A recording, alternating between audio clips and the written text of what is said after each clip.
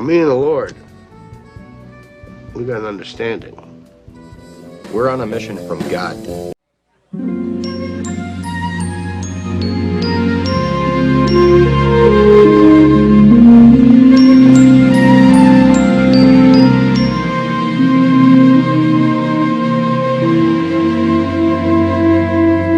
Now this could only happen to a guy like me. It only happened in a town like this. So may I say to each of you most gratefully, as I throw each one of you a kiss.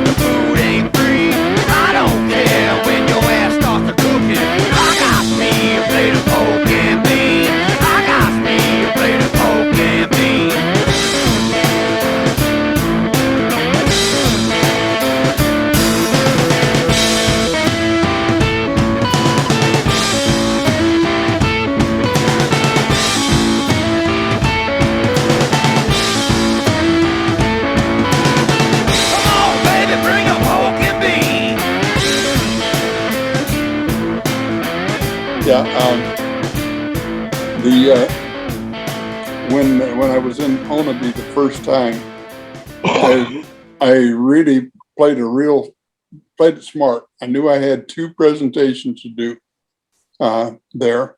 So I had everything done up on PowerPoint, notes done up, and I emailed them to myself so I knew I'd have them. Okay. I get to Honaby and found out they don't even have cell phone service, let alone Wi-Fi. So yeah, you've been to Honaby. Yeah, it's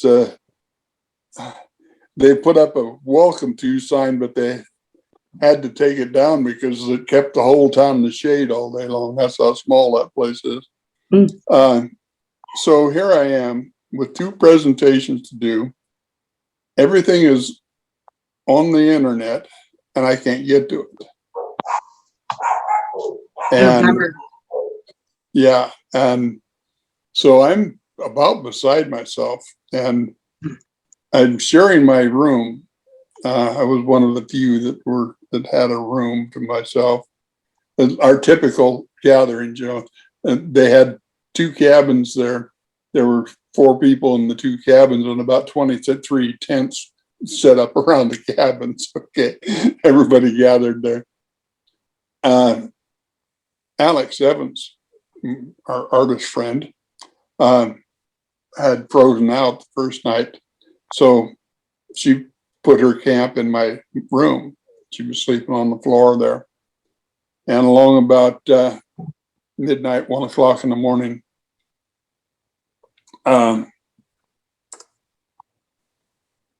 Red Stripe comes into my mind. I thought it was strictly in my mind. Do not despair over the lack of your information. It's all in your mind. Do it from there. So that's what I did. But before he left, I said, I understand. And I was laying on my side and I just put my hand straight in the air, and he took his hands around mine. So he had to be in the room there with me. But I could feel him holding my hand in his like that. And as he was getting ready to leave, I said, can I wake Alex so she can see? He said, no, it would scare her to death, and it would have. So he just left. That was one time. And he came back again the next year to help me with one of the ladies who was there that needed some special help. So I know he travels with me virtually everywhere I go. But that's a pretty special situation. Well, remember in Washington? at the conference when the big made the big speaker or whatever, or the system? Oh yeah. That was at the Sasquatch Summit 2 years ago. Something like that, 2 or 3. Something like that, 2 or 3 years ago. I had, I was the first speaker.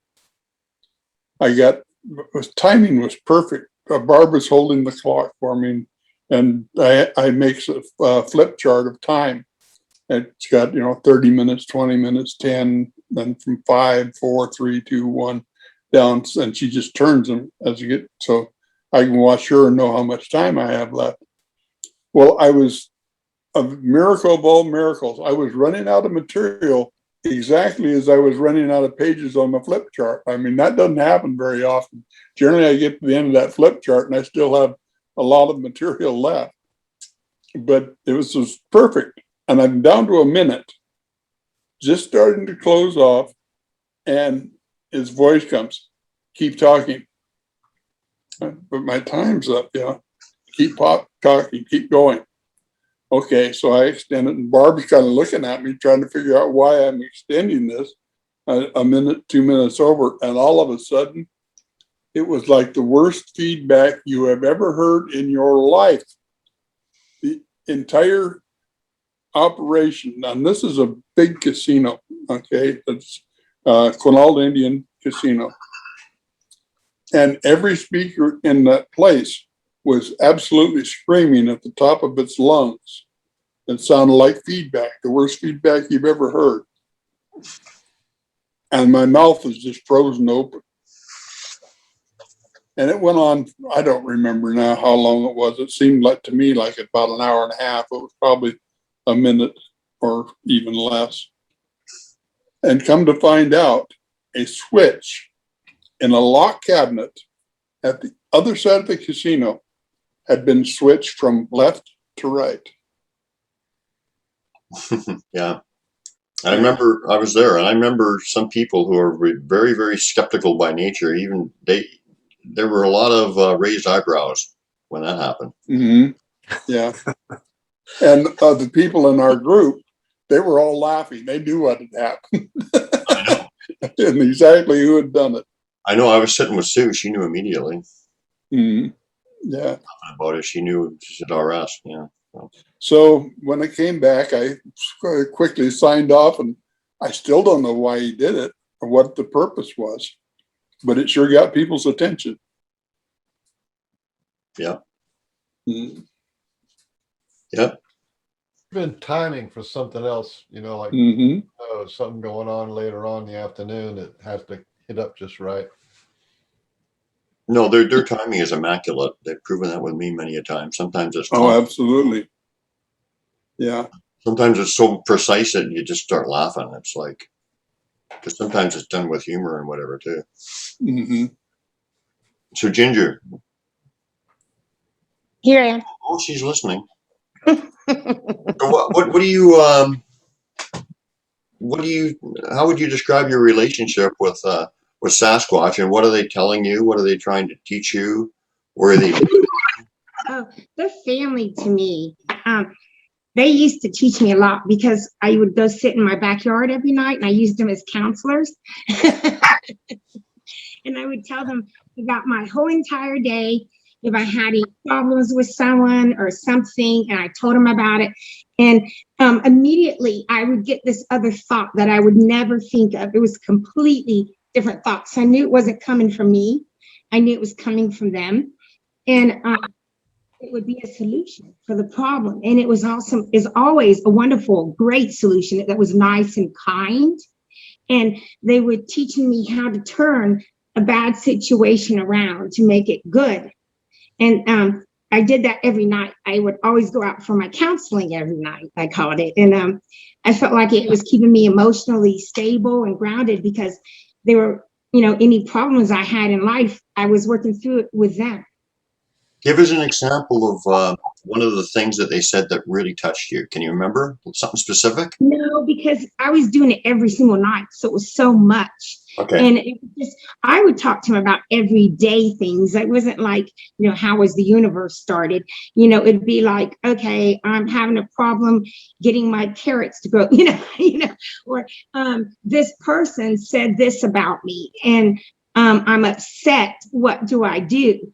And, they would teach me how to turn it so that I wouldn't hurt the person and be able to solve the situation. Got that mic thing going on again. You got the mic thing going on again. That mic.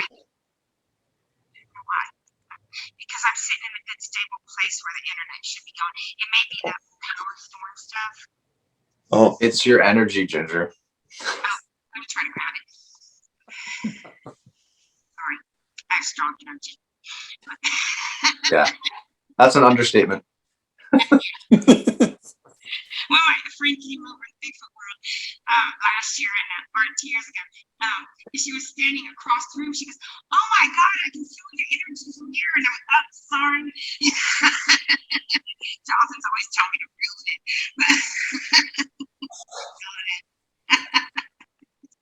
But yeah, I was using them as counselors, and they were teaching me, how to just solve things in everyday life. And, I just figured they were out there with me.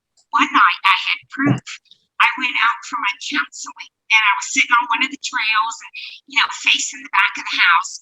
And Paul comes outside and turns on the porch light, and he says, "Honey, you out there?"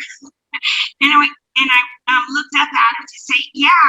And just when I did, a Bigfoot walked out right in front, smack in front of me on the trail, right in front of me. There was a bird bath in a big tree at the beginning of the trail, and he had been standing there all along while I was talking. And when it walked in front of me, I could see my husband and the house through the Bigfoot. It was see-through. Now, the first time I came across them in the yard, they weren't see-through that first sight. But this time, it was see-through. And it looked like a walking shadow, but it was a Bigfoot. It had the long arms, and I could see every bit of its body. And it walked over to these two parallel trees. And, Paul's asking me questions like, "Are you okay, honey?" And I'm trying to talk to him, but I thought I was losing my mind at the same time.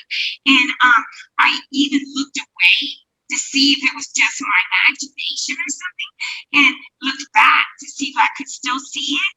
And I could, and it was merging in between these two parallel trees. And there was 2 inches sticking out. When I looked away and looked back, it was like an inch of the body sticking out. And then it just merged the rest of the way in. It disappeared. And of course, I had no idea, not being in the Bigfoot world, what I just had witnessed. I had no idea.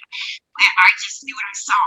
And then I met Jonathan, and I was taking him to my backyard right before the camp out I met you all at. And I was telling him the story and showing him where that happened. And he said, some people believe that Bigfoot can cloak and go in portals. And I thought, that's exactly what happened. It was a cloaked Bigfoot that walked in front of me, and it went into a portal and disappeared. yeah. So that showed me they really were there listening to me all the time. And when I was getting those thoughts that I didn't think was coming from me, it was I'm going to meet you and then put you on again, because their sound is just terrible. They're teaching us humans that they can do these things. Okay. I'm going to try to put you back on there, Ginger. I don't know why, but your sound was great, and then all of a sudden it just got I guess. I'll switch rooms again and go to a different one and see that makes it better. Well, now it's better now. Maybe it was just that what you were talking about was It's just that your stories are so compelling, and it's kind of hard to hear them. Do I need to repeat that? What? You did now. Maybe it's your energy. I mean, if it is, it's wow. Because of it. Sorry. If anyone ever meets Ginger in real life, you totally understand. That is a total fact. Are you one of those people that turns street lights off and stuff, or on or off, and all that kind of stuff? Oh, Yeah. I blow up batteries. she walked down the street with her, and she'll make coffee nervous. One time, NASA, I worked out at NASA, And when I That's got upset, mad at somebody, I would blow the batteries nearby would blow up, the ends would come off, and the acid would spill out. And so I guess it got reported. And while I was sitting there working, they had somebody come with a meter sitting there registering my energy one time. and what did they come up with? They never told me. Did they fire you? Nope. In fact, No, they our made her an contract engine. ended. And the next company that wanted to hire us made me sign something saying that I would work for them. So no, they didn't fire me.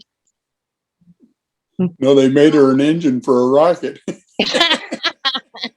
Interesting. Why do you think that is? Any idea? That's very interesting. What about the energy being strong in me? No.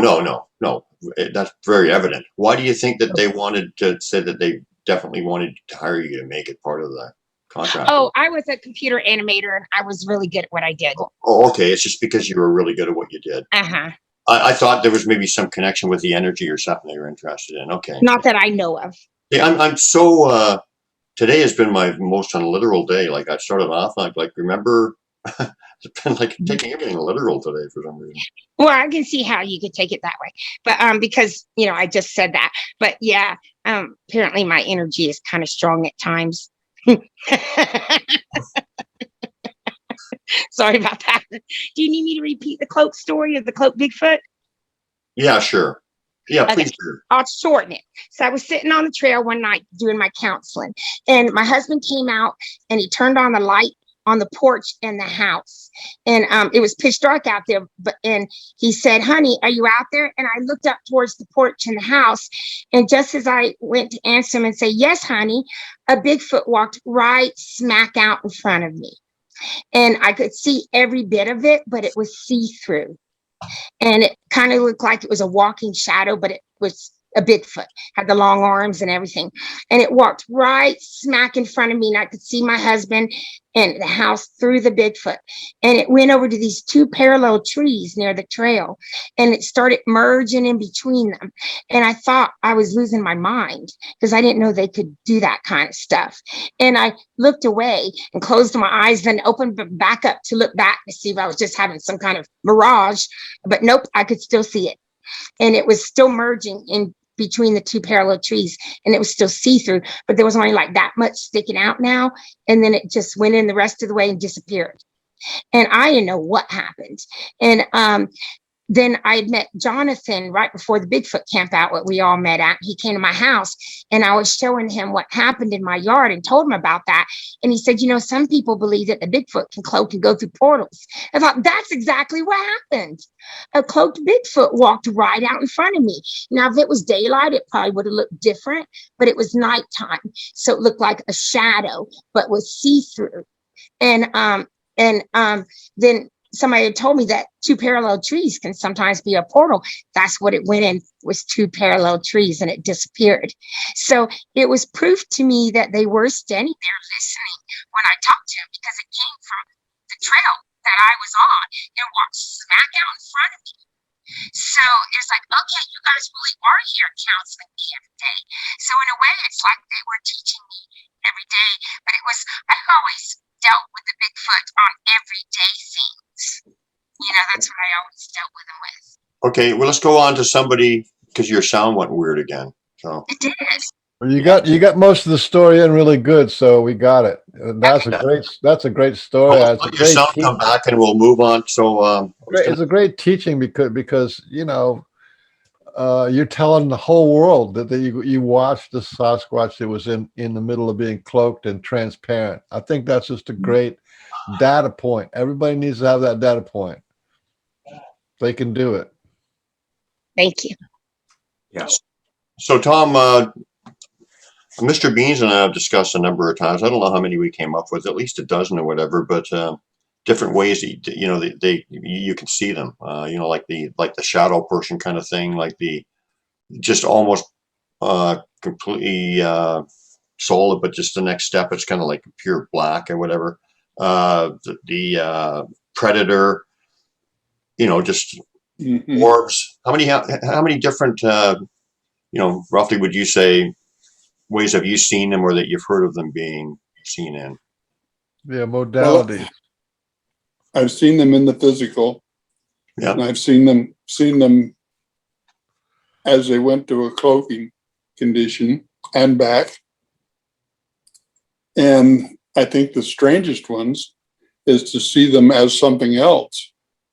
Right. And you were part of that one time in Oregon when we had what appeared to be a deer in our camp for 3 days, and then came back the next year and the same deer is still there.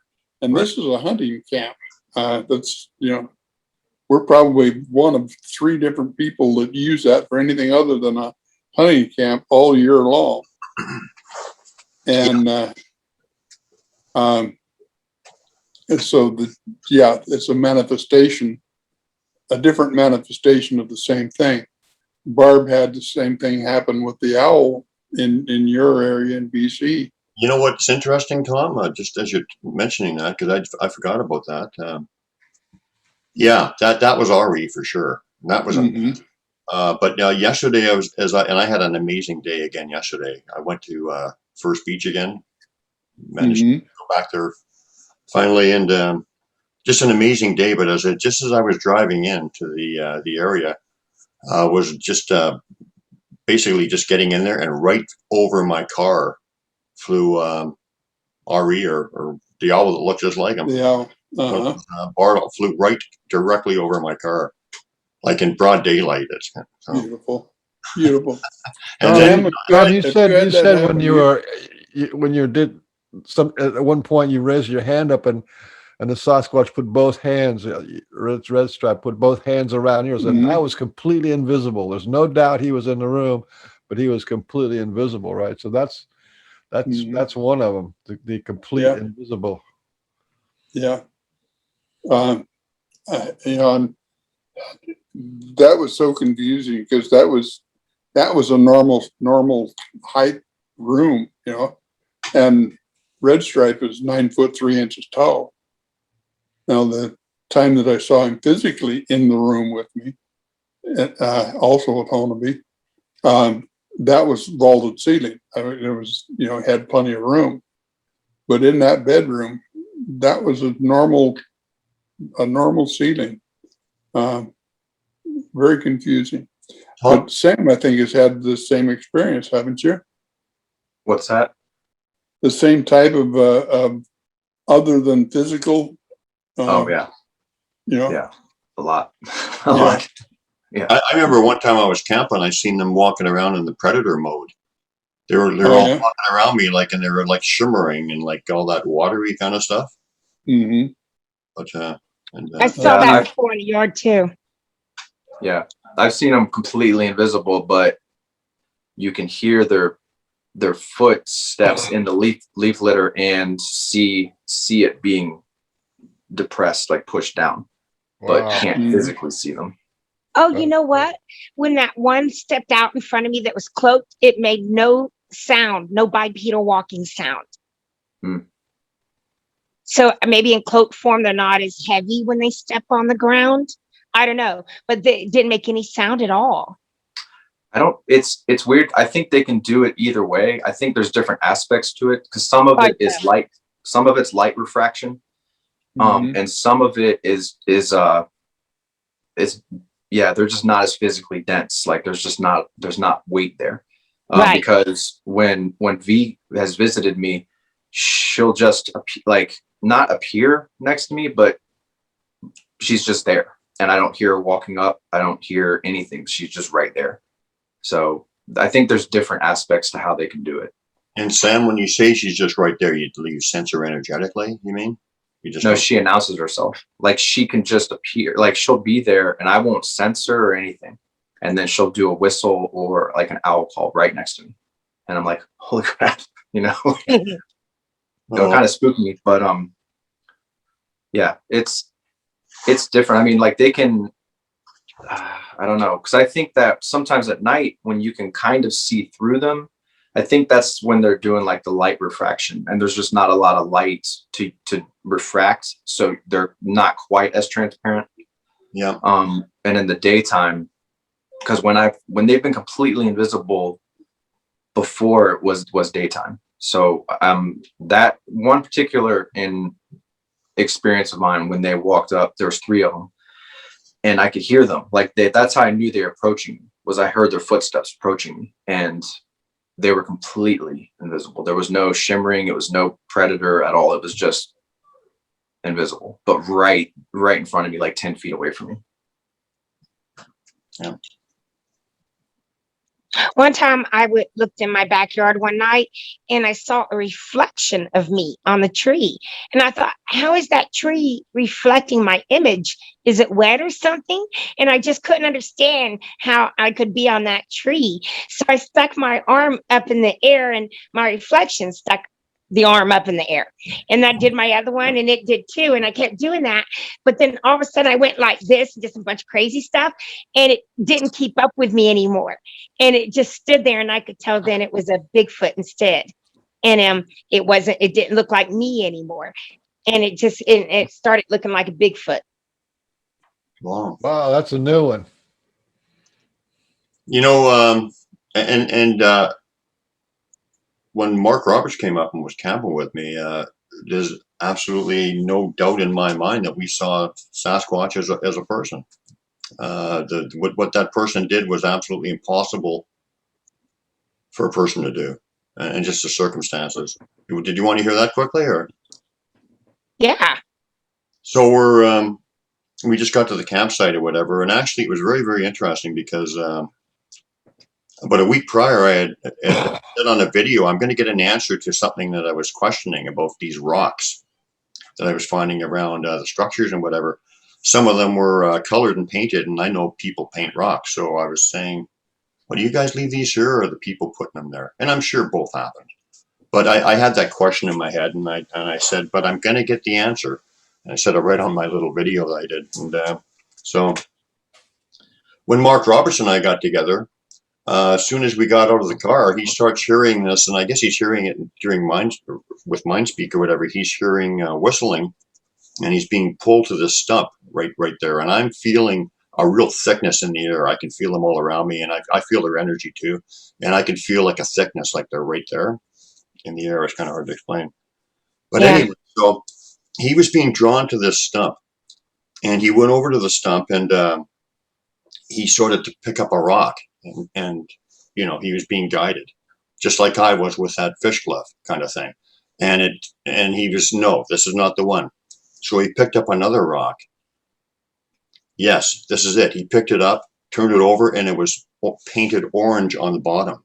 So that was my answer, right? That was my answer to, do you guys leave the painted rocks? It was, and you know, I knew it immediately, and it was amazing. And as all this is going on, like our heads felt like they were going to explode. The energy was so intense. And all of a sudden we heard some kid way up the hill, the slope, and this is a real steep slope, knocking on a tree with a stick.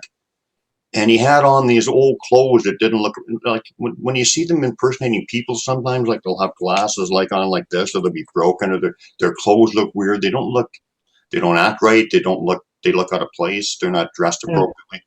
Anyway, this kid banging on a stick, and then we looked up and he saw us,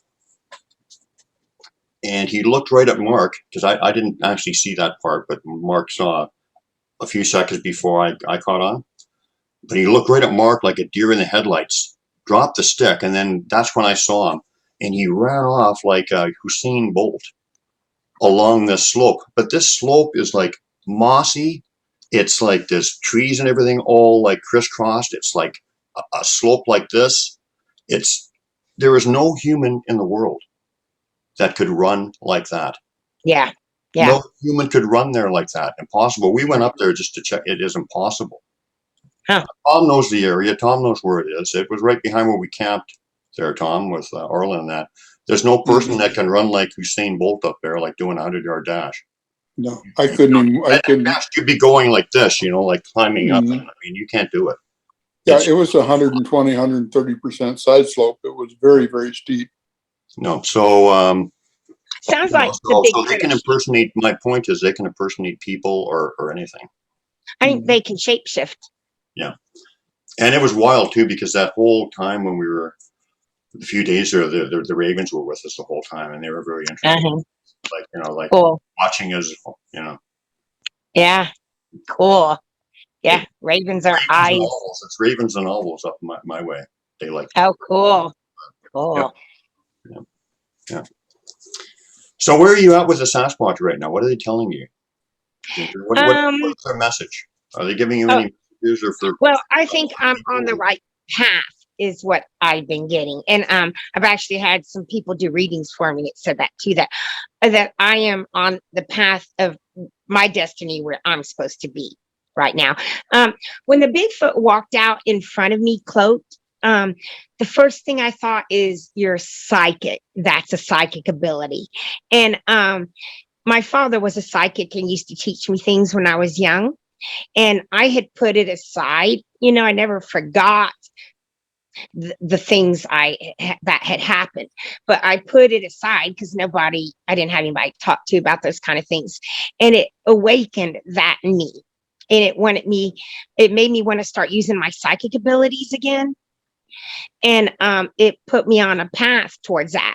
And then I met people in the Bigfoot world that taught psychic classes and stuff and got into that. And I've been doing a bunch of podcasts sharing about the Bigfoot, and I spoke at a conference that Tom, put on. And I think I'm on the right path now. I'm where I'm supposed to be, connecting to the Bigfoot and in the psychic world and doing what I'm supposed to be doing for my destiny. Yeah. So it's a lot of personal stuff. Is there any big picture stuff that they're giving you? Everything's been personal for me, with my experience with them. They have showed me some big picture things, like how everything's a circle. And it was really deep one night. They used to come up, and when they approached me, I couldn't see them, but I could feel them. And I would get real sleepy, and I would just let myself go with it. And I'd get in this like meditative state where you're almost asleep, but you're not. And that's when I would start getting all these images and thoughts from them. And right before it started, I'd see this big X in my mind. And I knew that's when it was coming, and everything would open up to me. And my stuff was really deep. And to tell you the truth, I don't remember it all. It's like in my subconscious. And when it comes up, I remember it. But I remember the circle really good. It was showing me how everything in life is a circle, and it's all in a circle, and it comes back. And you think about it, it really is. And then I had this really wild dream too, the Sasquatch dream. And it was right before I met Arla and Tom and Sam and all of them, but they were in my dream with the Sasquatch. And I hadn't met him yet, but there was this big, large Bigfoot, and he was a male, and he was standing right in the middle. And we were all in a circle around him, holding hands, like the circle of life. And he was telling us things that we must do. And one of the things he said at the end was, we must all share. And that was the last thing I heard. And so, because I was all keeping it to myself and afraid to share with people, and didn't know if I should keep it a secret, because Bigfoot had became family to me when they were coming to the yard a lot, and I wanted to protect them and keep them safe. And, this was going to be my first time going to this camp out, opening up to a bunch of people about Bigfoot and all. And when I got the dream saying I must share, and I was holding hands with everybody, I knew that's where I needed to get. And now I do podcasts, and I'm sharing about them. And so I think that's where they put me. And I think they wanted to get me back on the path that my father started me on when I was young. My father could move objects with his mind without touching them. And he taught me when I was young. And so he was a really strong, powerful psychic. And I think the Bigfoot wanted me to get back into that, because that is me. I'm a psychic also. And I was denying my true self, not being in that, So I think they got me on the path that I'm supposed to be on. So can you move stuff with your mind too?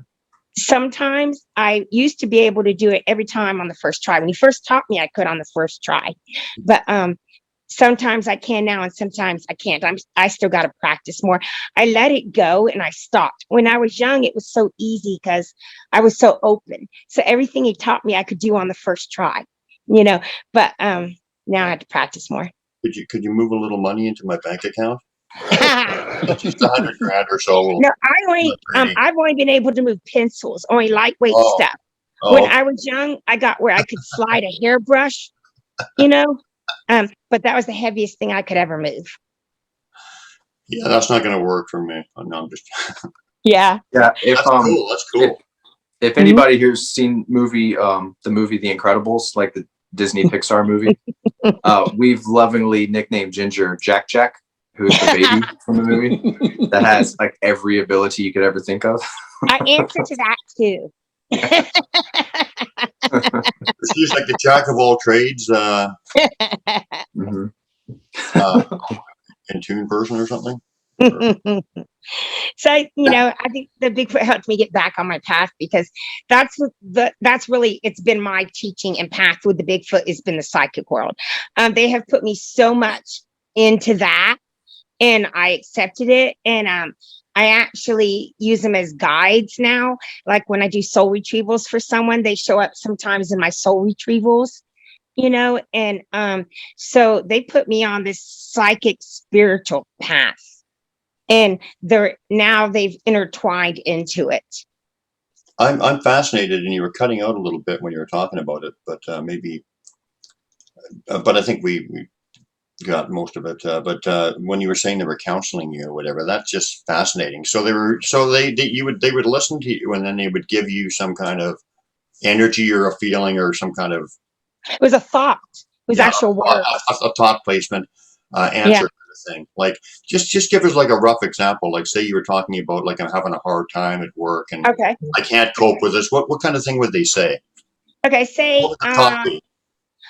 okay, I'm just going to use my husband as an example. Sorry, Paul, but say that we were having a bad argument and it pissed me off. So I went in the woods to talk to the Bigfoot about it. Okay, so they would give me a message back like, maybe if you think about what he's saying and try to comfort him and help him with it rather than reacting pissed off, and it would make him happy and change the energy, things like that. Mm-hmm. And did you notice right away? I never thought of what?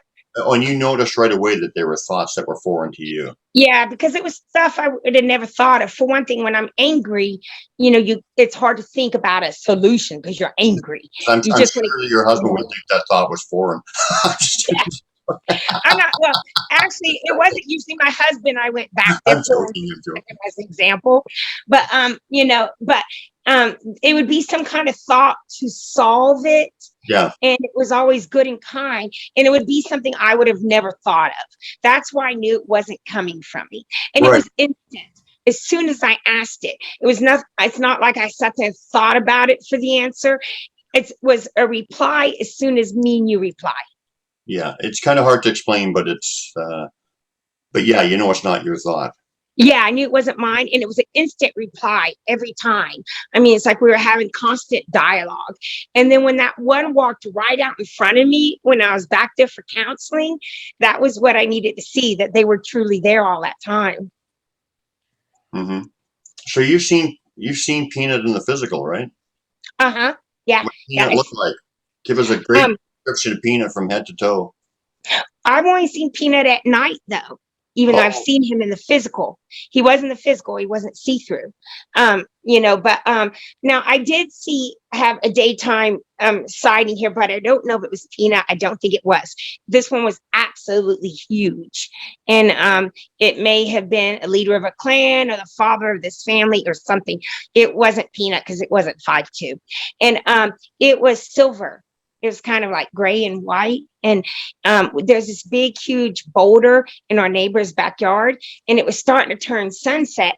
And I thought, I don't remember that boulder looking that big before. And so I kept staring at it.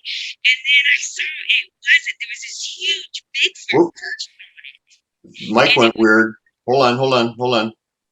I'm going to be cut. can you do something with that or no? Or no? Oops. What are you doing, Beans? I'm sorry, Ginger, your mic went wild again.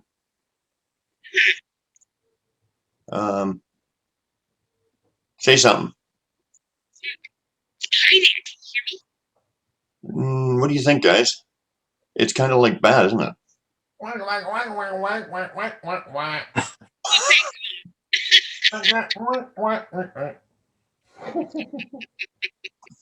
you can't hear me? Well, we can hear you, but it sounds like you're like metallic and like you're in a submarine 30,000 leagues under the sea. That's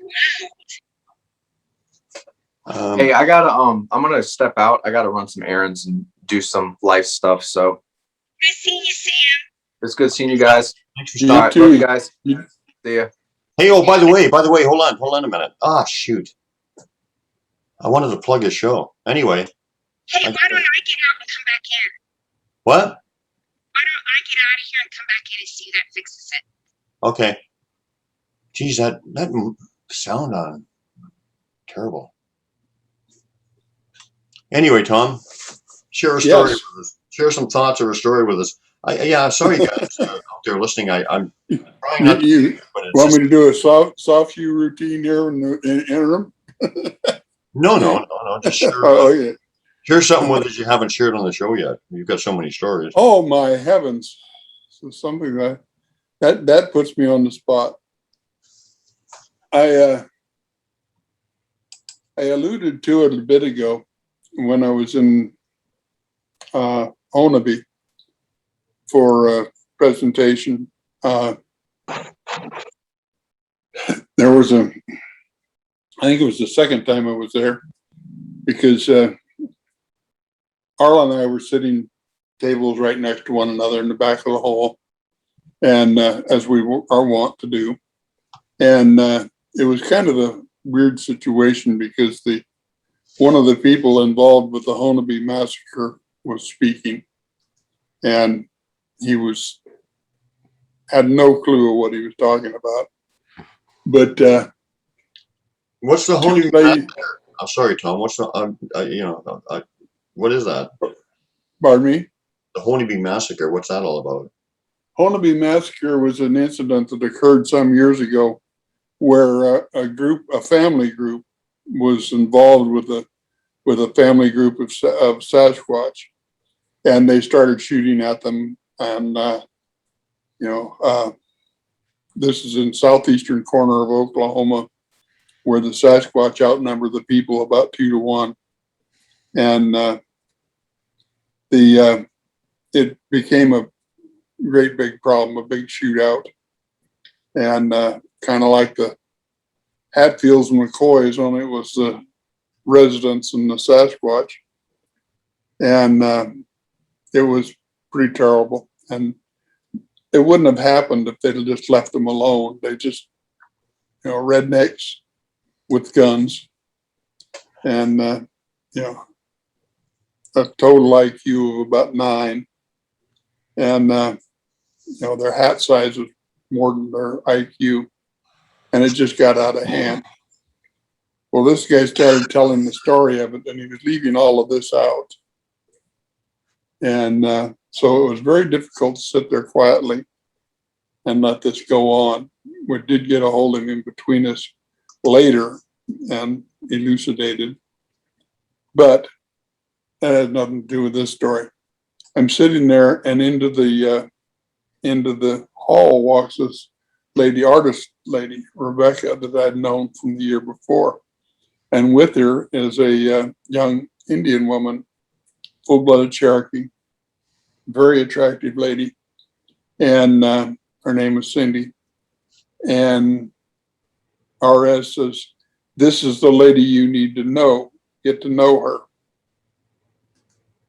So, I was kind of did a double take. What do I need? Is there something I should know? Just get to know her. You'll understand. So I was just ready to go on stage and speak then, so I couldn't do anything more than just say hi at the moment.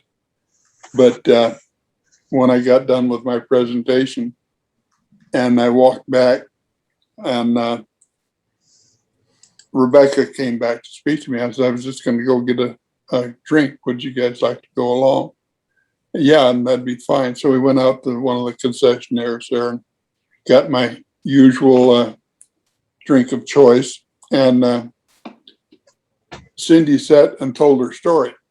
She was in the Murrah building in Oklahoma City when McVeigh and Nichols decided it was made good sense to bomb perfectly innocent people. And her son, she lost her 3-year-old son and her husband in that bombing. And she had undergone 27 surgeries to even still be alive and walking. We talked the afternoon away, then made plans to meet that evening, and told them where we were camped, where our cabins were and where everybody was. And I got back to the cabin that afternoon, and about 6 o'clock, got so tired. I mean, I was absolutely exhausted. And I don't do that. That's, especially then. I was, it was a few years ago, and you've been with me enough. I don't wear down in the afternoons. And but I did this night at 6:30. By 6:30, 7 o'clock, I could not keep my eyes open. I had to go to bed. Well, they were a little late getting there, and when they got there, the people wouldn't wake me up. The rest of the people in camp wouldn't wake me up, so they left. But about 11:30, I wake up, and everybody else is headed to bed. Arla was the last one up. She was bunked upstairs. There was a loft type affair where she was bunked. She left, went to bed. So I'm sitting here all by myself about 11:30 at night. And who shows up but Red Stripe? And this was one of the story I alluded to earlier when he told me, what I was supposed to do with Cindy, what I was supposed to talk to her about, and what he wanted done. So the next day, I was waiting for them. As soon as they came in the building, I grabbed her and we went for a walk. And she was really down, way down. Her mood was just totally so low, it was unreal. And we walked back in the woods, just and found a log and just sat and talked. And she told me the whole story. Let her cry. I got a broad shoulder, and we spent the afternoon. And I had Red Stripe in my mind the whole time I was with her. Came back, and she was like a new person. It was like a totally different person. I have pictures before and after, one day to the next, and you wouldn't believe it was the same individual. It brightened her spirit so much. And it was just, and why Red Stripe chose her, I don't know. But he did. For some reason, he was important to him. I saw her. She was at the, we were talking at that gathering, were we not? Was that at Beach? No, that was in Honeby. Oh, well, there was another lady at Beachfoot that, okay. Oh, okay. Oh, well, yeah. No, the other lady at Beachfoot, that's a different deal. Same type of thing, but a different situation. Yeah, an artist too, right? Yeah, very much an artist. And writer. Should we chance Ginger again? Give her a shot. This is the first show. Sound? Let me hear you. How do I sound? You sound beautiful. You are so beautiful to me. Beautiful. Can't you see? Can't you? You're everything I ask for. You're everything I need. If you saw her, though, I'm going to mute Ginger is so beautiful to me. Yay! Well, Okay, welcome so back. what do you want to know, Michael? After singing that to me, No. He's only singing it to himself. He's the world's handsomest man, and he's very vain. Yes, doesn't have any ego, but he's incredibly vain. Isn't there a song to that effect? Yeah, You're so vain. they do the song. Oh yeah. That you You're think so this vain. show is about you. Mhm. You're so vain. Okay, this show is about me. I'm allowed to be vain right now. Just kidding.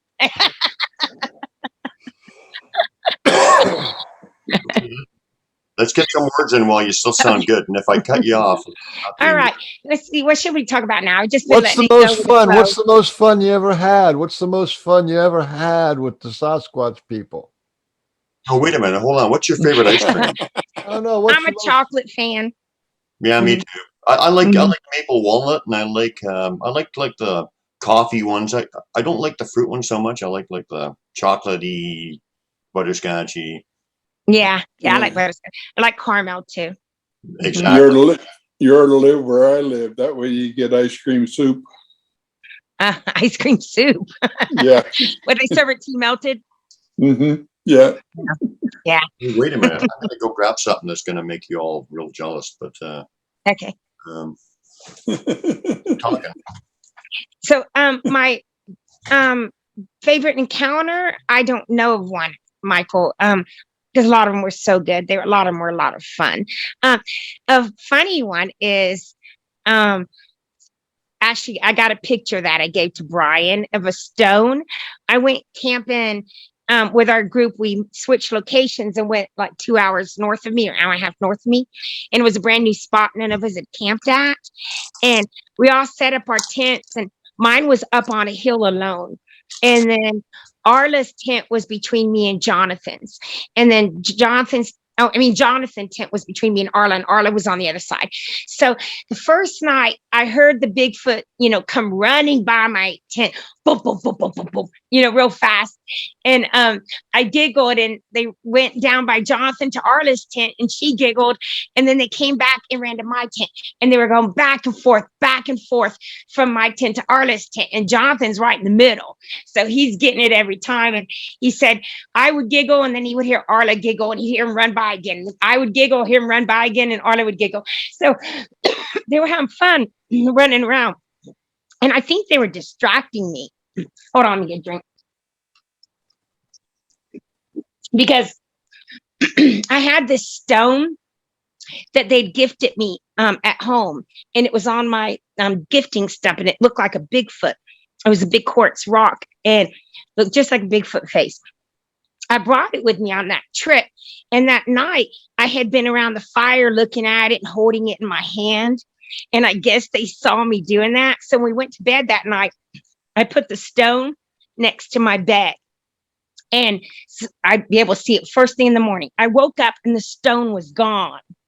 And I thought, oh my God, I lost my stone that the Bigfoot gave me.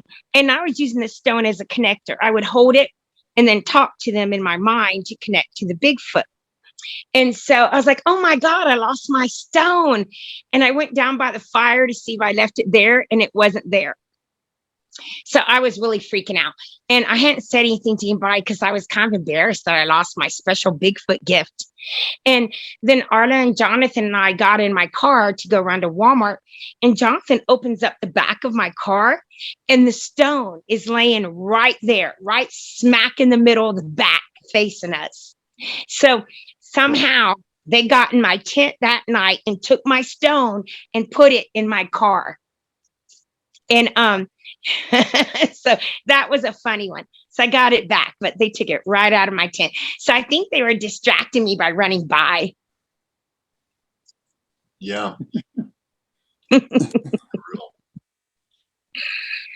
That was a fun one that always sticks out in my mind. But I've had lots of fun encounters. I don't know how many, because like I said, they were coming by almost every night in our backyard for almost 2 years. Wow. A funny thing they used to do is they would make moo sounds in our backyard. And, we live in the middle of subdivision, so there's no cows around. And, we didn't know the Bigfoot would do moo, but we found out, they could do pretty much anything. But it was so funny hearing the mooing in the backyard. You moo, and that could have been where the neighbors couldn't hear, like you were saying in the beginning. Sometimes they only make it so some people can hear. But that would be still while there was some daylight out, and Paul and I wouldn't be able to see them. And I had a friend that was psychic, and she came over, and I was, I hadn't told anybody about the Bigfoot in my yard, but every time she came over, they would start pounding my house with little pebbles and pine cones and hitting the house in the middle of the day. So we'd have to go sit out on the porch for them to stop. I had to tell her about the Bigfoot. And because, they kept pounding the house, and she's like, what is that? And since she could see spirits, so she knew there was something going on in the spirit world. And we'd go sit out on the porch, and they would totally stop. And every time she came over, they would do that. And one time we had a girlfriend sit on the porch with us, and there was one right there at the porch. I could hear it as clear as day. I couldn't see it, but it was making a ton of noise in the trees that she could actually see it. And my friend had no idea it was there. She was just talking away, and me and this other lady just kept looking at each other like, I can't believe she can't see it. And then she walks away, and my friend Susie said, can you see it? And I said, no, I just know that it's there. But so they were here in the daytime too, but they were in an invisible form. But they would let us know by sounds. Like one time one was stomping in our yard. There was something going on that was upsetting me. And I think they were trying to protect me, and they were letting me know, by the stomping. And so, there were I had a lot of different things going on, and they've always been there for me through hard times. They show up like they know I'm going through them. I want to ask you, who came into your life first? And I guess the elementals or the Sasquatch, and do you think they're doing the same kind of thing? How do you see the connection between them? Elementals actually came into my life first. When I was around, I think 9 or 10 years old, I used to go ride my bike, down through all the trails and everything out there, because we lived in the woods and there were trails everywhere from the 4-wheelers and stuff. And one time I got tired, and I just sat down in front of this big tree with a big hole in it. And, when you get tired and you relax, you kind of go into a meditative state accidentally. And I think I had. So I was more tuned to seeing what was in front of me. And all of a sudden, I saw these like shimmering lights, like you were talking about, your friend has pictures of. Yep. And they were flying around the tree. And I could tell they were fairies. And there was this big hole in the bottom of the tree. And I saw a little person run into it. It was about 2 feet tall, and it had a green hat and green clothes on. And I thought it was a leprechaun. and I've always remembered those fairy experiences at the big tree and hole. And I thought, well, am I just imagining things, or did that really happen? Well, my mom gave me a scrapbook a few years ago with drawings and stuff I made when I was a kid. And there was a drawing of the fairy tree with the fairies flying around with a big hole. And I used to telepathically communicate with them. I would sit down at the tree and do just like I did in my yard and tell them about my day. And I used to think I was getting messages back. And in fact, on the drawing I made of a little kid, there's a sign saying, go that way. Because I thought at that moment they were pointing me towards a certain direction. So when the Bigfoot came around, I'd already been playing as a kid, talking telepathically to elementals. And so it kind of just fell into that with the Bigfoot. And it was the same kind of thing, exactly? Yeah, same kind of thing. And when the Bigfoot were in my yard, the fairies showed up. And we were walking around the yard, we'd see all these tiny little green lights. And at first I thought it was a bunch of juvenile eye shine in the bushes, but there'd be like 20 of them. And I thought, how can that be? And then one night, within 2 years, Paul's dad had moved in and lived with us for a short amount of time. He was a very elderly man, around 85 or something. And he had seen eye shine in our backyard. He never believed in Bigfoot, but he became a Bigfoot believer from our backyard. And it amazed him. So he sat out on the porch every night watching for the Bigfoot. And it was great because, an older man, he had nothing to do in life. This really gave him a ton of joy. And we saw all the little green lights this one night. Paul and him and I were all on the porch. And I said, hi. And all of a sudden, the little green lights rose up out of the woods and they came flying at the porch, right up to the porch. And they started spinning in spirals and they were doing spiral dances. And I was like, oh my God. And I was like, don't you guys think this is weird? And they were just quiet because they were startled and stuff. They didn't know what to make of it. And then they flew away and I said, hi again, testing it out. And they flew right back and they flew up to the porch. And this time they were doing zigzags like lightning bolts in front of us. And, we knew this wasn't fireflies because for one thing, fireflies don't just fly right up when you say hi and start dancing into spirals and zigzags. And and so, I knew then this was something different besides Bigfoot, and not everything is Bigfoot. And then when I got into the Bigfoot group with Tom and Arla and Sam and all that, somebody was sharing about something and about fireflies maybe, and I posted how there were these green lights. And, fireflies were more yellow, but there were these bright green lights that flew up to us when I said hi, and we're doing spiral dances. And Arta put, and the lights would never turn off. And Arta said, and that's the difference between fairies and fireflies. I was like, oh. And so they were here while the Bigfoot were here. And then when I went out to the place where we all went camping, and our group, I started seeing them there. One night, Paul and I walked down that one trail again, and we saw this big white light coming down the hill at us. And we thought it was Bigfoot eye shine because sometimes you only see one eye because they're peeking or something. But the way it was coming down the hill, nothing should have been in front of it. And we should have been able to see both eyes. So then I started getting startled because I didn't know what it was. I said, what is that? How come we can't see both eyes? And it just kept coming straight at us. Then it made a turn into a hole in a tree. And another one lit up bright white right next to it. And it flew out of the hole and started flying right towards us. And it flew right over my head. And I looked up to see it and I could see wings on it. And Paul could see the wings too. And it was more like a bright white orb, but it had wings. And so that was my first fairy experience there. And then I started seeing them more and more there. Now I have a place I call the Fairy Hill where I take people sometimes to go see them. And they are so intelligent. Somebody will sit next to me that's brand new and they'll come and sit all around them, which is kind of unnerving to the people at first, but they won't hurt you. But they just sit all around the person, little white lights. And they're real tiny, and I can hold out my hand and talk to them, and they'll fly up to my hand, and I gift them and leave them gifts, and I'll say, hey, there's some gifts over there for you, and they'll fly right over to it and hover all above the gifts, so they understand every word you say. Wow.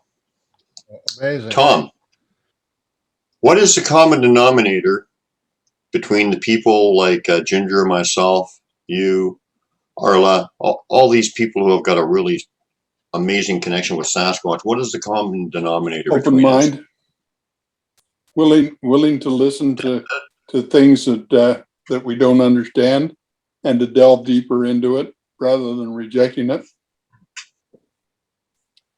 But there's more to it than that, of course, too, right? That's the beginning, but that's what you have to have to begin. That's what it takes to start. Too many people will reject out of hand what they don't understand. Okay, that can't possibly be. Well, yet can possibly be. Oregon Bigfoot Symposium, Oregon SASQUATCH Symposium, 2010, June of 2010. Sally Shepard Wolford, Autumn Williams' mother, wrote a book called Valley of the Skookum. Skookum is a local Salish Indian word for Sasquatch, name for Sasquatch. Okay, and she was doing a presentation on this book, and in that presentation, she made mention of watching a set of tracks appear across the field with nothing apparently making them, just a set of tracks appearing as they walked. And after her talk, I probably had 15, 20 people come to my table. Is that true? Does that happen? Can they do that? It's not an experience I had, but I don't reject it because that's Sally's experience. Now, did it happen exactly the way she said? I have no idea. I wasn't there. And maybe if I had been there, I would have seen it exactly the same way she did, or maybe I had my own perception of it. But I'm not going to reject or say it's impossible, which is a good thing because that winter I was with Dr. Igor Burtsev and a young man from McMinnville, Oregon, and they were going up to this young man's area. He wanted to show Igor his area, and we spent the night in McMinnville and then drove up the next morning. It was only 20 miles out of town, 10 miles, and I let them go on up the canyon where he wanted to show Igor what he was doing. And I had a bag of apples and I pyramided them on this flat rock there. And I had 21 apples in that pyramid. And I fell asleep in the car. I was going to write for a while. Well, that lasted about 3 minutes and I was sound asleep. When I woke up, there were 5 apples left on the rock. I got out and I looked and I was going to take a picture and my camera battery was dead. And I just replaced them before we left the motel. Okay. Then I looked down, there's a little swale where the road was. It dropped off and there was a swale, a muddy swale. And you know what our muddy swales look like in late winter, early spring. There's, salmonberry bush in there. You can see the mud because there are no leaves then. And through the middle of this, I'm watching 2 sets of tracks side by side appearing in the mud as these 2 individuals were leaving. I said to myself, I'm certainly glad I didn't say that was impossible. But, that's the difference. We don't reject out of hand without evidence. We don't accept out of hand either without evidence. But we will catalog it in our mind and keep it there. Then when something happens that will either, add substance to it or take substance away from it, then we'll revise that decision from time to time. But I know you and I, Sam, Ginger, Arla, have never rejected anything as impossible. Okay, even if something that we've never seen before, totally, I don't know what aliens are. I don't know what extraterrestrials are, even if they exist. I'm an engineer. I've got some scientific questions that need to be answered before I can say that we have people visiting us from other planets.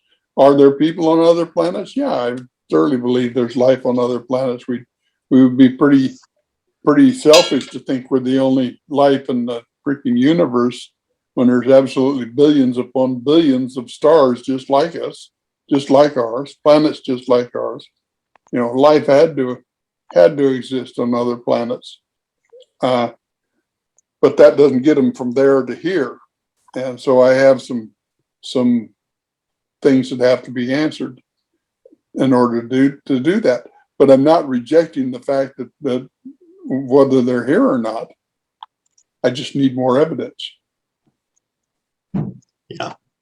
Well, how about but you must think there's something to like past life connections or whatever and stuff like that. Absolutely. I died once, so yeah, I know that. Okay. I think so too. Yeah. Have you got any experiences? You both had a near-death experience. That's amazing because that seems to open people up. And I had a past death experience. I was clinically dead. yeah. Well, I still consider it, well, a near-death experience because you're still here. No, that's because they Yeah, got he me truly restarted. Yeah, well, that's the way they do it. You know, you die on the table, you die in a car accident, Mhm. and they said, "Oh, he's gone," and then they jump start you or whatever they got to do. I mean, 2 years that ago, whole, I had 8 near-death experiences 2 years ago. What?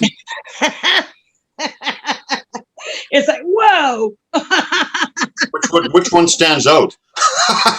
Well, I didn't actually die on the table. My blood pressure got 50/30, and I started passing into the other dimension.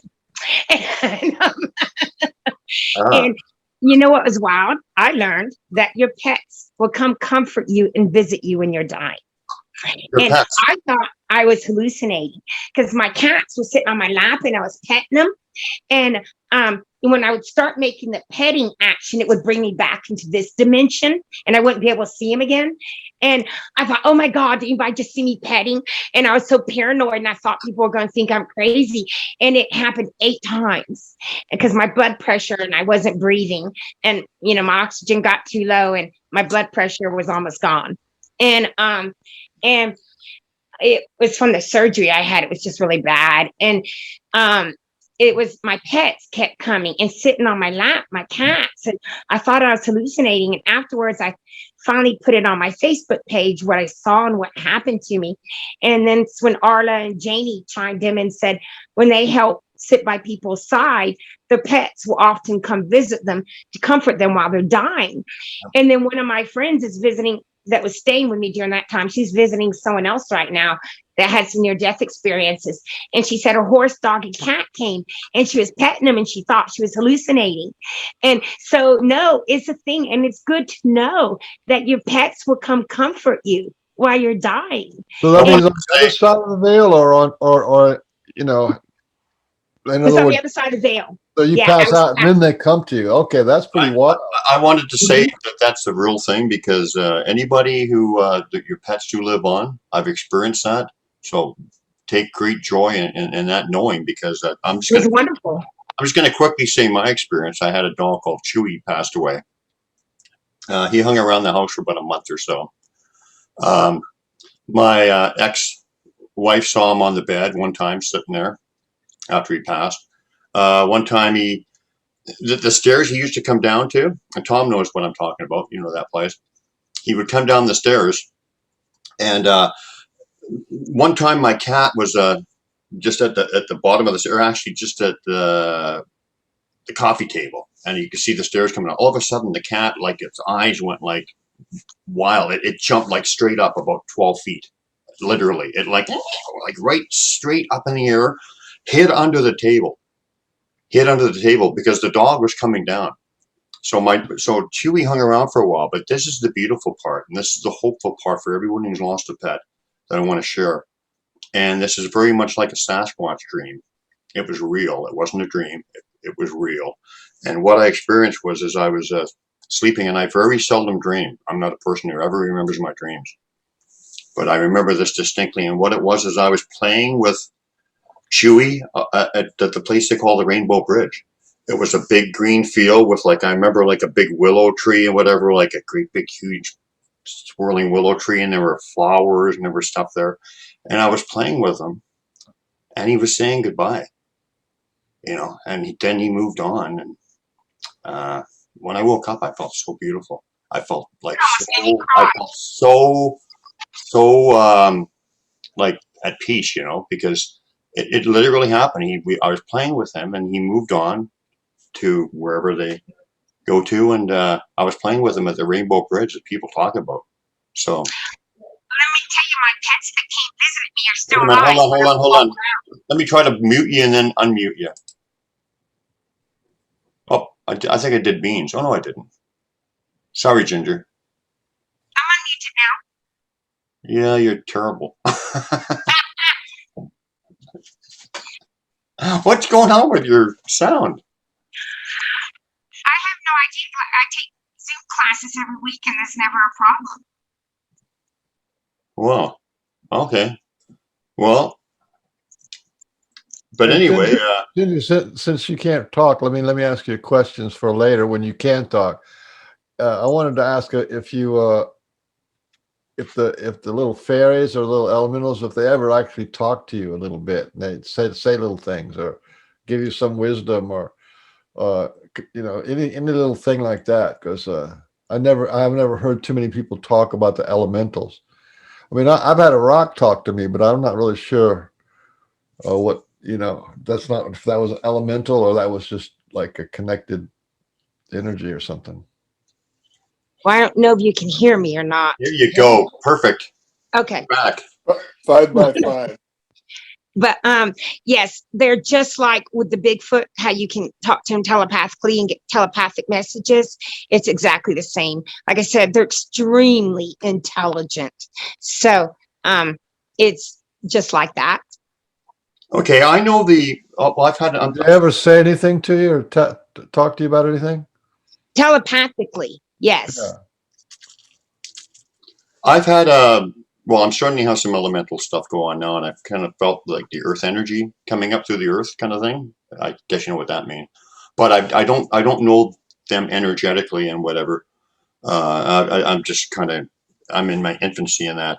So how would you describe the personalities how do you describe the difference between the Sasquatch and some of these elementals, intelligence wise,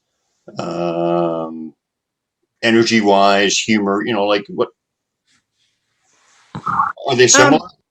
Intelligence wise, I just feel like it's the same, that they're both on the same level. They're connected to everything as we are too, but we don't understand it and we don't feel it like they do.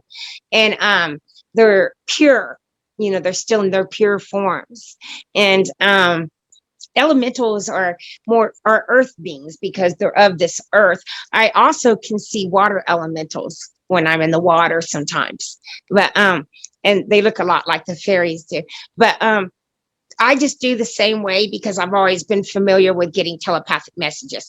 Like I did when I was a kid. When I first met the fairies, I automatically started talking to them telepathically and trying to get a telepathic message back.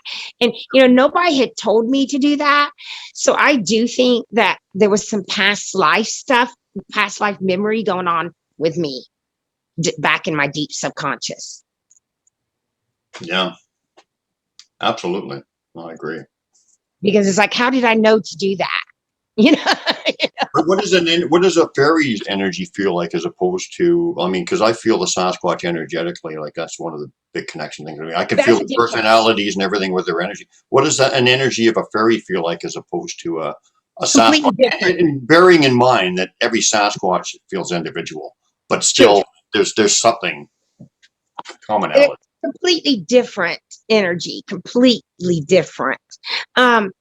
The Bigfoot make a huge, thick, strong energy, and of course they can change it. Like you said, they can just give you a loving, peaceful energy or whatever. The fairies are more like a happy, joyful energy. In fact, the more happy and joyful I am around them, the more fairies that come out to see me. So I will put on music, dance and sing and everything. And that seems to attract the fairies. And I just think of them more as just happy beings flying around, doing their elemental job, taking care of the forests and the trees and the flowers and the animals. And, but they're extremely intelligent. Otherwise, I wouldn't be able to say, I got you some gifts, and they fly directly over to them and fly over them, or I say hi and they come flying up to me. So they're extremely intelligent. And, but it's a different energy. I don't know how to describe it. It can be scary if you're not familiar with it, but that would be an energy that you would be producing out of yourself. You know what I mean? So it's like Tom said, you just got to stay open to it. And just stay open to it. Try not to listen to scary stories that people tell you, because then you're going to go in with fear. So I think that, closing myself off to the Bigfoot world those first 2 years was the best thing I could have ever done, to tell you the truth, because I didn't hear any scary stories. So I didn't have a reason to fear until they started testing me. But So I would definitely recommend people stay away from scary stories. Those things happen. Don't not talk about it. Like I did have some, but I found a solution and took care of it. I have brought people to the fairies and they've gotten scared too. But I do think that's our own energy that's coming out of us that we are making because we don't understand what we are seeing. Well, I think with anybody who is introduced to them, if you go up to some stranger and you say, "Hi, I'm Brian," and you shake their hand or give them a hug or whatever, and I'm still doing that. I don't care. I'm still hugging people, whatever. And you say hello. I'd like to introduce myself, and you're very respectful or whatever. That's the way you approach the elementals or the Sasquatch. That's how you get Yeah. interaction with them. It's respect. Absolutely. Respect is number one, and then of course they're attracted to the innocent heart or whatever. Like I know they're attracted to that in me. Obviously, I can see that they're attracted to that in you. Innocent heart. Did you say innocent heart and you in the same sentence? Well, childish. Then put it that way. Immature. Okay, that's not better. But I don't want to ever lose that child inside me because it keeps me younger. I can order things off the senior menu now, but but I feel like the child inside me will always keep me younger, and I like that. That's why they're attracted to people like you and whatever. Because when people ask, like when they see structures and all these things around campgrounds, and people say, "Well, come on." Doing it around campgrounds is ridiculous, but that speaks exactly to why they are doing it, because they are attracted to the energy of the children and the adults, and people just like not worrying about the negativity, and just like they're on a higher vibration of fun, singing, so that's one of the reasons why they're around there, and also because they're introducing themselves to people. It's kind of like a non-threatening way of, if somebody notices, like, "Hi, I'm here. What are you going to do about it? Or do you notice?" Or kind of There's thing. also a ton of leftover food thrown away, because I know when we go camping, we throw a ton of food that's perfectly good away. And so we go camp in large groups. So why wouldn't you be? It's free food, tons of it. Yeah. So we have to wrap up pretty soon because I have to go and meet my wife. But Tom, Sasquatch, they're interdimensional. But how? Or I'm asking you this, your opinion on it. How often are they in the terrestrial state? How often are they actually here doing their family, like all this kind of stuff? I don't know, because I don't understand that entirely. I just a year or so ago learned that there are other dimensions. I had known nothing about them. All my dealings with them have been in this dimension.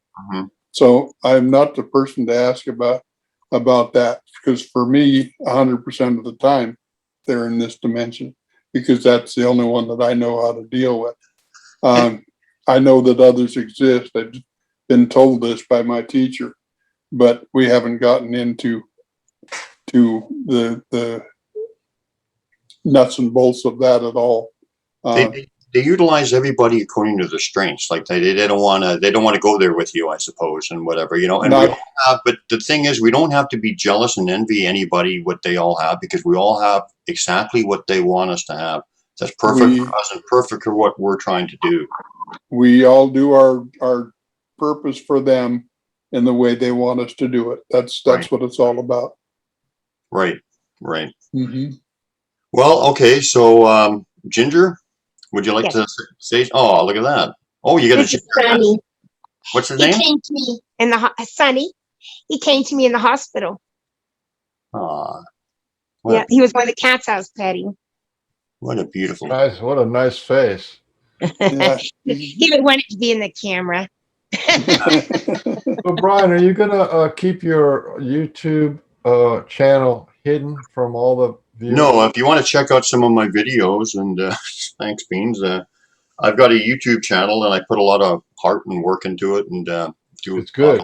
Sasquatch and do some music and stuff on there, and it's called The Pork and Bean Show, Sasquatch, BC, The True Story. So check it out, subscribe, and have some fun. And I don't make any money off it.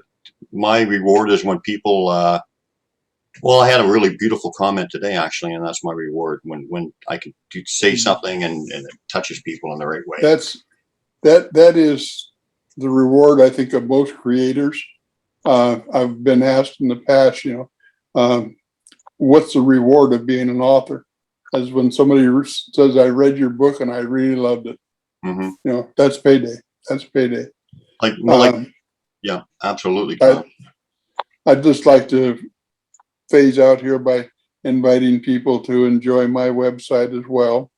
It's very trickily named, so be careful. It's tomcantrell.com. Jesus, that's I don't know if I can remember that. I'm doing something a little different on there right now. I'm in the process of writing a book and serializing it online. Matter of fact, I post chapter 10 tomorrow, and I'm writing on chapter 14, so that shows you how fresh it is. Okay. I'd invite you to, if you have any interest in being independent, read that book. It's called Homesteading in the 21st Century. Wow. And that does sound interesting. Is that the one that you're serializing? Yes. Mm-hmm. We all might need that if they keep this. That we talk about that. Government goes. And if you spend an hour researching how our food that is in the supermarket is grown and produced, I guarantee you'll need it. Yeah, it's scary crap what they do to our food. Okay, yeah. But I have that up. I do have all my books on there, as well. But that's just that's a shameless plug. But shameless plug. Because, do a shameless plug. Do a shameless plug. I want one. Do one. Yeah. Well, it's my latest book is called Sasquatch Face to Face, and it's 32 encounters, face-to-face encounters, by the people who did them. Wow. Wow. Okay. And this is all across North America, from some little place out in BC, where I used to be able to hang around, all the way to Georgia and in between, to New York and Vermont. So it's all over the country. And they're, like I said, they've all been vetted. These are, very logical, very up-to-date people. So I invite you to, it's called Sasquatch Face to Face. I'd like that. That's one I'm interested in. That's a good one, man. People should check that out. And it's available on the website. And Ginger, I can't wait till we get a chance to be together again. I know. I love you. I love you too. Well, it's nice. It was nice to get to know you a little better, Ginger. I mean, it was. Yeah. We have kids together.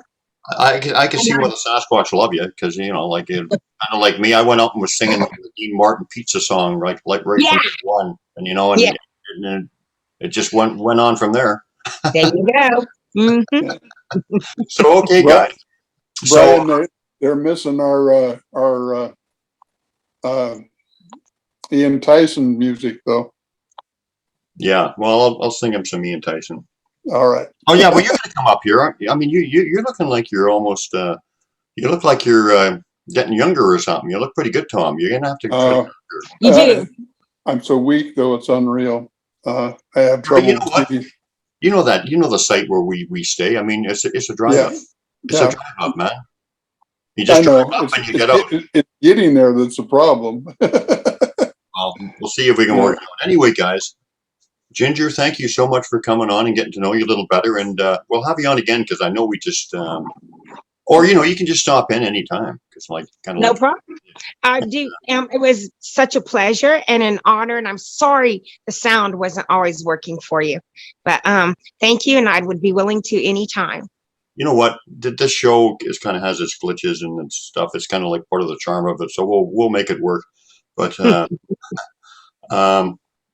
was going to say. I learned a lot. I always feel good when, that to me, it's about, there's the researchers out there and they're researching the facts of the body or something. But whenever we talk to people who are having friendships and adventures and family and spiritual connections, to me, that's what's real about this whole thing. And I just want to thank you both for coming on and, just talking about what's real. You Yeah. want to know somebody, you want to know somebody, right? You don't want to know, oh, she got yellow hair and you're not Mm, 5'2". That's, well, after that, what do you got? It's the joy and the friendship and the games and the teachings. You can And only go so far with just prints and structures and stuff, right? It's much more interesting when you get into the spiritual relationship part of it. That's what it's all about. That's where it really starts. And your sound went bad. So on that note, we'll close it out. But in beans, in a Bye, you guys. pork and beans in the Have a good pan. night. pork and beans. Hey Oh, man, man. we love pork and beans. Handy, handy, I'm going to court next handy. week. I've been selected for Candy, jury duty. candy. In a can, in a pan, in a... It's kind of an insane case. Anyway, thanks for coming So in. 6,000 ants dressed up as rice and robbed a Chinese restaurant. With a face like yours, you can stop a train on a dime. I don't think they did it. No, I mean just with the respect, not with like. With respect. Right? I know a few of them, and I Respect, wouldn't like, do oh my anything God. like that. Sideshow attraction. I used to be a sideshow. World's handsomest man. Right Ladies next and gentlemen, step up, boys and girls, for 25 cents. Welcome to the sideshow and meet the world's handsomest, most mysterious man, Frank Oliver. You could have been a sideshow guy. You still could. I'm a sideshow attraction. Sideshow freak. Can you say that? You can't say that these days, can you? Sideshow freak? You can say freak and retarded and imbecile and Really? you can say retarded. Oh, okay. Retard. Yeah. You can say Negro, you can say nigger, but all these things are going to get blowback. If you say these things, somebody's going to get their feelings hurt. I see. Okay. So I don't say them. I don't. Well, no, I should say I don't. I don't much, and I don't say some of them I never say. But I also am not a fan of the political correct game either. But whatever, that's another whole subject, another whole It's show. about division. You're politically incorrect, and you're judgmental, and you're a racist, and you're an elitist, and you're a conspiracy theorist, and you're a Republican this and that. You're a Democrat that and this. Oh Right. man, it's just division after division after division. We are one. We're all gods, and we're all children of the Most High. And how much division is that? That's no division. Well, there's division in power for the people who are keeping us divided, or there's power in division, I should say. So yeah, we got to break that God barrier. I and my Father are one. And stop putting political figures and financial sports figures and TV figures on a pedestal like they're above you. That's not right. If we were one with God, then there's nobody above us and there's nobody below us other than either. you and me, they can put us on a pedestal. Well, yeah, some people are just naturally taller and shine with more light, but that doesn't mean we have to. That doesn't mean we have to be. What do you call it? Worship of the rich or intelligent or anything, right? But like I said, put us on a pedestal and you can send your donations into the poor. Anyway, man, I got to get going and meet my girlfriend. I can see you going off on another whole big subject here that's important to you. Listen, I can't do that. I do not have the power of the button. So on behalf of push the button. Pork Ham and Frank Oliver Beans. This is the Pork and Bean Show. Thanks, Frank, for stopping in and listen, share, everybody. Share if you care, and if you don't care, then share anyway. And Try not to feel guilty. Protect your soul, because we're in a time where souls get eaten. Yeah. And don't let fear eat you up, because that's the game. There's nothing to fear. See ya. Heart open, eyes open.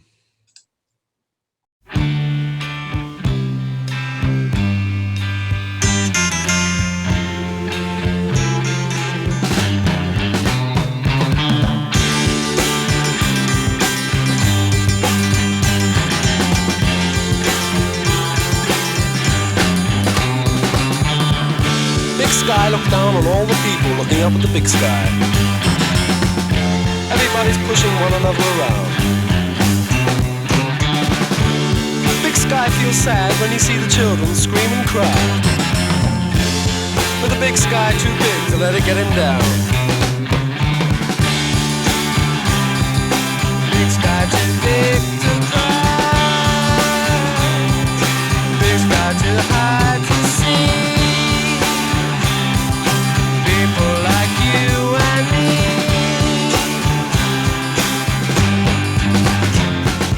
One day we'll be free. We won't care, just you see. Till that day can be. Don't let it get you down. And when I feel that the world's too much for me, I think of the big sky, and nothing matters much to me. Big sky, look down on all the people who think they got problems. They get depressed and they hold their heads in their hands and they cry. People lift up their hands and they look up to the big sky. But the big sky is too big to sympathize. Big sky's too occupied. Though he would like to try, and he feels bad inside. Big sky's too big to cry.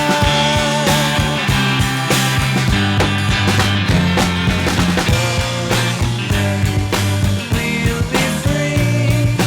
We won't care. Just you wait and see. Till that day can be. Don't let it get you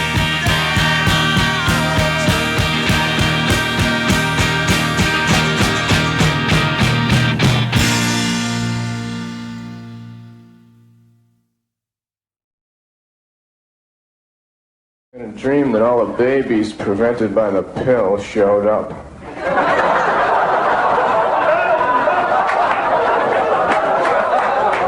They were mad.